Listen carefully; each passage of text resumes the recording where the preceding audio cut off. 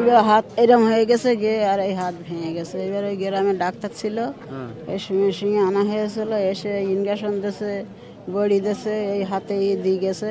এবার ফটো করতে হবে। আমার একটাই ছেলে, সেদিন পুলিশ বাড়ি গিয়েছে, গিয়ে আমার শরীর খারাপ শুয়ে আছি, আমার মুখে লাইট মেরেছে, টিএমসিরা ফেটকে দিয়েছে, মুখে লাইট মেরেছে, আমি তাড়াতাড়ি ঠেলে উঠেছি। পুলিশ? হ্যাঁ। এবার আমি বলি কেটা, আমার তো শরীর খারাপ। এবার উঠে দেখি যে 30-40 জনা পুলিশ, মেয়েরা ও রয়েছে। এবার আমার বউ মার্ডার করলে বাচ্চা ছিল, তার ধাক্কা মেরে ফেলে দিয়েছে। এই তো স্বামী কই বল, তা বলে আমার স্বামী বাড়ি নেই, সেই বাগানাটি কাজ করতেছে। এইবারে জিয়ারুল কই বলে চলে গেল। আবার ফের রাত 2:30টার সময় ফের গেছে, ফের এবারে জিয়ারুল কই নওশাদ সিদ্দিকী আগামী পঞ্চায়েতে মানুষকে গণহত্যা করেছে। আমরা সেই অশান্তি আমার ফুলবাড়ির মা বোনের ওপরে, ভাই বোনের ওপরে কোন রকম অশান্তি আমি চাই না। অজাতা দাঙ্গা হাঙ্গামা শুরু করে দিয়েছে, ওখানে মারপিট করেছে, মহিলাদের দিয়ে আমাদের উপরে অ্যাটাক করেছে। হ্যাঁ, আমাদের নিজেরা মার খেয়েছে, এই ছেলেটা মার খেয়েছে।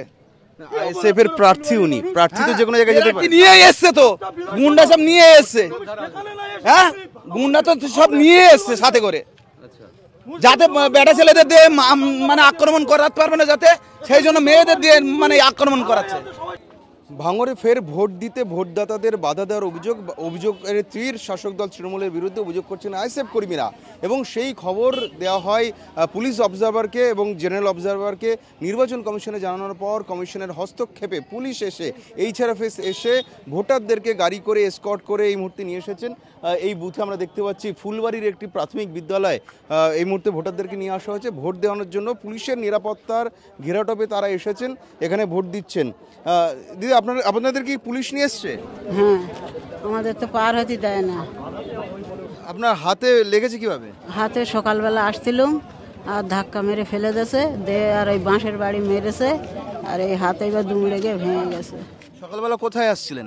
এই আসবো বলে এখানে ভোট দিতে আসছিলেন। কারা ধাক্কা মেরেছে? টিএমসিরা। টিএমসি? কারা চেনেন? হ্যাঁ। আবার পড়ে গিয়ে হাতে লেগেছে? এইবার হাত এরম হয়ে গেছে গিয়ে আর এই হাত ভেঙে গেছে। এবার ওই গ্রামে ডাক্তার ছিল, এই সঙ্গে আনা হয়েছিল, এসে ইনজেকশন দিয়েছে, বড়ি দিয়েছে, এই হাতে দিয়ে গেছে। এবার ফটো করতে হবে। আমার একটাই ছেলে, সেদিন পুলিশ বাড়ি গিয়েছে, গিয়ে আমার শরীর খারাপ শুয়ে আছি, আমার মুখে লাইট মেরেছে, টিএমসিরা ফেটকে দিয়েছে, মুখে লাইট মেরেছে, আমি তাড়াতাড়ি ঠেলে উঠেছি। পুলিশ? হ্যাঁ। এবার আমি বলি কেটা, আমার তো শরীর খারাপ। এবার উঠে দেখি যে 30-40 জনা পুলিশ, মেয়েরা ও রয়েছে। এবার আমার বউ মার্ডার করলে বাচ্চা ছিল, তার ধাক্কা মেরে ফেলে দিয়েছে। এই তো স্বামী কই বল, তা বলে আমার স্বামী বাড়ি নেই, সেই বাগানাটি কাজ করতেছে। এইবারে জিয়ারুল কই বলে চলে গেল। আবার ফের রাত 2:30টার সময় ফের গেছে, ফের এবারে জিয়ারুল কই বলে আসছি আপনার কাছে। এই মুহূর্তে আইএসএফ এর প্রার্থী এসে পৌঁছেছেন এবং তার সঙ্গে কিন্তু বচসায় জড়িয়েছেন। সেই ছবি একবার দেখবো। আইএসএফ এর কর্মীকে চলে যেতে বলা হচ্ছে।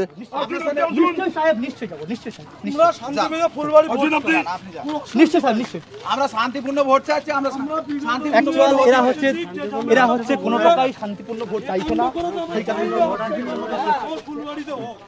শান্তিপূর্ণভাবে ভোটটা আমার মা বোন চাইলে যেখানে মরে হেনস্থ হোক। দাদা, কি হয়েছে? নওশাদ সিদ্দিকী আগামী পঞ্চায়েতে মানুষকে গণহত্যা করেছে। আমরা সেই অশান্তি আমার ফুলবাড়ির মা বোনের ওপরে, ভাই বোনের ওপরে কোন রকম অশান্তি আমি চাই না। অজাতা দাঙ্গা হাঙ্গামা শুরু করে দিয়েছে, ওখানে মারপিট করেছে, মহিলাদের দিয়ে আমাদের উপরে অ্যাটাক করেছে। হ্যাঁ, আমাদের নিজেরা মার খেয়েছে, এই ছেলেটা মার খেয়েছে। আইএসএফের প্রার্থী, উনি প্রার্থী তো যে কোনো জায়গায় যেতে পারে। নিয়ে এসছে তো গুন্ডা, সব নিয়ে এসছে। হ্যাঁ, গুন্ডা তো সব নিয়ে এসছে সাথে করে, যাতে বেটা ছেলেদের দিয়ে মানে আক্রমণ করাতে পারবে না, যাতে সেই জন্য মেয়েদের দিয়ে মানে আক্রমণ করাচ্ছে। তৃণমূল কর্মীরা রয়েছেন, তারা আইএসএফ এর যিনি প্রার্থী রয়েছেন তাকে এখান থেকে সরিয়ে দিলেন। তার হুঁশিয়ারির মুখে আইএসএফ এর প্রার্থী রীতিমতো এখান থেকে বেরিয়ে গেলেন। তিনি তার বিরুদ্ধে তাকে ঘিরে ধরে বিক্ষোভ দেখাচ্ছিলেন এবং তৃণমূল কর্মীরা তাকে চলে যেতে বলেন, কারণ তারা অভিযোগ করছেন তিনি এখানে গন্ডগোল করতে এসেছেন। এবং তাদের বিক্ষোভের মুখে পড়ে কিন্তু আইএসএফ এর ক্যান্ডিডেট এখান থেকে বেরিয়ে গেলেন। আমি আরেকবার ভোটারদের কাছে আসবো, আপনার সাথে কথা বলছিলাম। আপনাদেরকে তারপরে পুলিশ এখানে নিয়ে আসলো তো? হ্যাঁ, পুলিশ নিরাপত্তা দিয়ে নিয়ে এসছে। আপনাদের সবাইকে পুলিশ নিয়ে এসছে? হ্যাঁ, আপনাকে এনেছে? হ্যাঁ এই এনেছে হ্যাঁ পুলিশ নিয়ে এসছে না তো আমাদের আসার মতো না দুবার মারধর হয়েছে 7-8 জনের মেরেছে বুঝলে আর এবারে মানে পুলিশ আসতে গিয়ে 1 ঘন্টা পরে একে তেমাথায় এসে আবার ফের 1 ঘন্টা পরে তারপর রুকে তারপর আবার আসলো পুলিশ। যাদের মার হয়েছে তারা একবার এসছে ফিরিয়ে দিয়েছে আবার ফের এসছে তাও ফিরিয়ে দিয়েছে 3বারের পরে এখন আসতে পারি না। দাদা আপনার সাথে কথা বলবো। এই হাতটা ভেঙে যেত তাহলে এই হাতটা কোনোদিন এই হলে যন্ত্রণা তো কমছে না। দাদা এনারা এইভাবে বসে থাকতে পারতাম।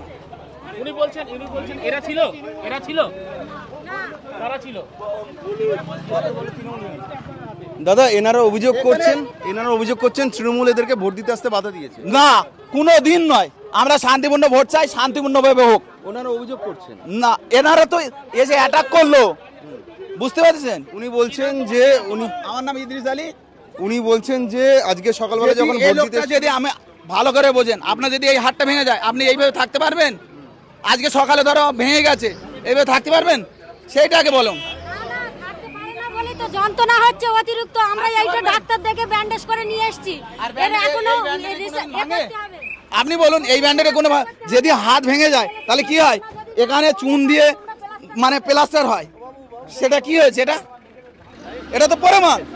আপনি বলছেন উনি মিথ্যে কথা বলছেন। ওটা মিথ্যে কথা, এরা একদম 100%লি মিথ্যে কথা বলবো না।